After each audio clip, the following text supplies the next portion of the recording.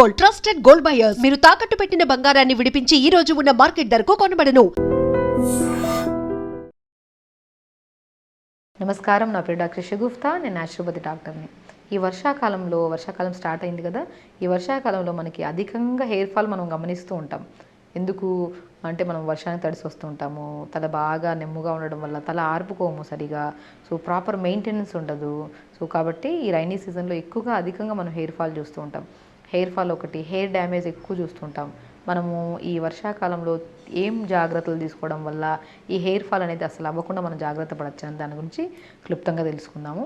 So నేనేమంటానంటే, మనము వర్షాకాలంలో అట్లీస్ట్ వీక్లీ థ్రైస్ అయినా సరే, మనం నార్మల్ సీజన్స్లో వీక్లీ వన్స్ ఆర్ ట్వైస్ స్నానం చేయమంటాం, తల స్నానము. బట్ ఈ వర్షాకాలంలో మనం నార్మల్ సీజన్స్లో ఈ వర్షాకాలంలో మనం నైట్ అంతా మంచిగా ఆయిల్ అప్లై చేసుకొని, బాగా డాండ్రఫ్ ఉంటే ఎక్కువగా ఆయిల్ పెట్టి ఉంచకండి.